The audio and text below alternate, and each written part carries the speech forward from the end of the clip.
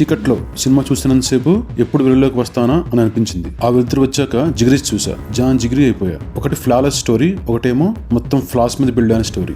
ఆ ఫ్లాస్ ఏంటో చూద్దాం. రెండు అమెజాన్ ప్రైమ్ లోనే ఉన్నాయి. యాడ్స్ చూసుకుంటూ చూసా. This is your movie friend. Today we are going to talk about 2 movies, Jigris and Cheekatlo. ఈ రెండు అమెజాన్ ప్రైమ్ లో ఉన్నాయి. So you can watch them at your home. నేనైతే 2 ప్రాజెక్టుల్లో చూసాను. So to get the same feel as a movie and big screen only, and I'll give you review. First Jigris ఎలా ఉందో చెప్తా, తర్వాత చీకట్లోకి వెళ్దాం. ఎందుకంటే అక్కడికి వెళ్ళాక వెళ్తూ రావడం చాలా కష్టం. జిగ్రీస్ కనుక చూడకపోతే చూసి ఈ రివ్యూ చూడండి, ఎందుకంటే ఈ రివ్యూలో కొన్ని స్పాయిలర్స్ ఉంటాయి. అందుకని మీరు సినిమా చూస్తే బెటర్. జిగ్రీస్ ఒక బడ్డీ కామెడీ. ఒక ఫ్రెండ్ కి క్యాన్సర్ వస్తే ఆ ఫ్రెండ్ తో గోవాకి వెళ్తారు ఫ్రెండ్స్ అందరూ కలిసి.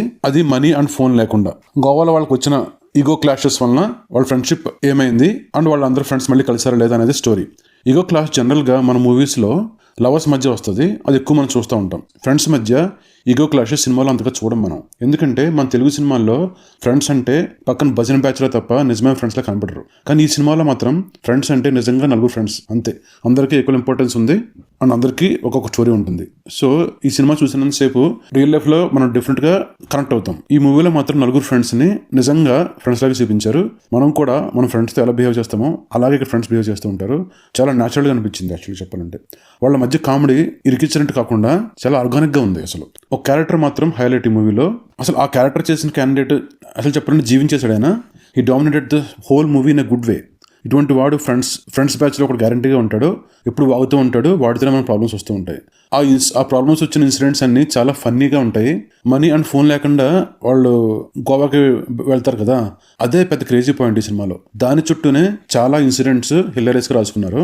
ఆ గోవా వెళ్తున్నప్పుడు ఆన్ ది వేలో వాళ్ళకి మనీ ఎలా వచ్చింది ఎలా పోయింది అనేది చాలా చాలా బాగా రాసుకున్నారు.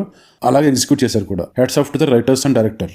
ఒక లారీ సీన్ ఉంటుంది, అది అంత బాగాలేదు, కానీ మిగతా అన్ని సూపర్.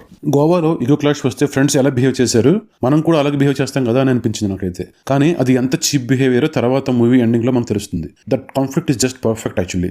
అండ్ డైరెక్టర్ తర్వాత మూవీని చాలా బాగా హ్యాండిల్ చేశాడు విత్ ఎమోషన్స్. ఎక్కడా కూడా ఎమోషన్స్ ఫోర్స్డ్గా ఉండవు, దే ఆర్ యాప్ట్ అని అనిపిస్తుంది. అక్కడ సందీప్ రెడ్డి వంగ ఈ మూవీకి ట్రైలర్ రిలీజ్ చేసినట్టున్నారు. ఆ ట్రైలర్ రిలీజ్ చేశారంటే ఏంటో అనుకున్నా, కానీ ఈ సినిమాలో విషయం ఉంది కాబట్టి ఆయన ట్రైలర్ రిలీజ్ చేశారని నాకు తర్వాత అర్థమైంది. ఇది తప్పకుండా చూడాల్సిన సినిమా. వీలైతే ఫ్రెండ్స్ తో కలిసి చూడండి, గర్ల్ ఫ్రెండ్ తో కాదు. ఇదే సినిమా మలయాళంలో నుంచి తెలుగులోకి డబ్ చేస్తే మనం కళ్ళు అప్పగించి చూస్తాం, డైరెక్ట్ గా తెలుగులో వస్తే మాత్రం కళ్ళు తేలేస్తాం. This is it for Jigris review అండి. ఇంకా మనం నెక్స్ట్ చీకట్లో రివ్యూకి వెళ్ళిపోదాము. ఈ రివ్యూలో కొన్ని స్పాయిలర్స్ ఉంటాయి కాబట్టి మీరు వాచ్ చేయాలనుకుంటే సినిమా వాచ్ చేసిన తర్వాత ఈ రివ్యూ చూడండి. Then let's move in to the review. చీకట్లో శోభితా ధూళిపాళ్ల అక్కినేని లీడ్ గా చేసిన మూవీ ఇది.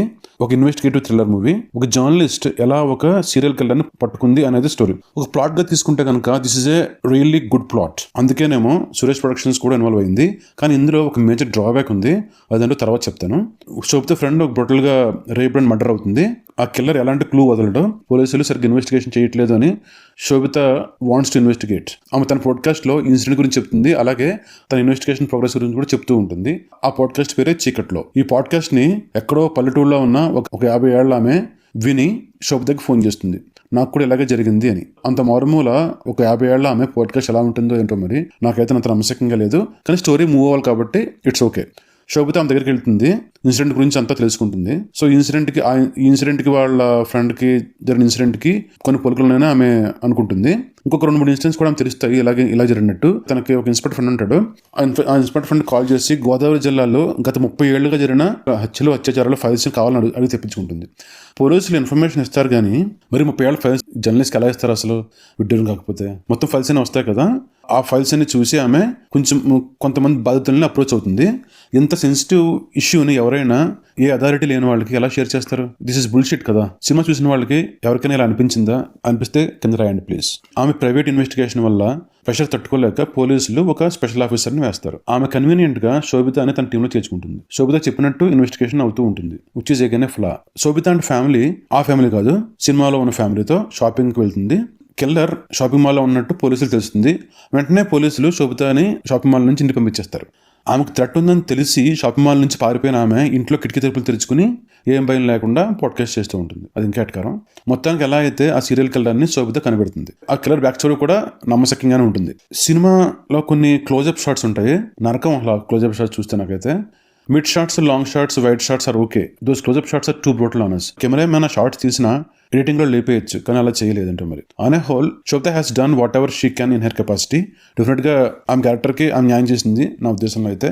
But story is not perfect, screen play is also not perfect, which let the movie in to a misery. This is it. Thank you for watching my video. Hope you enjoyed it.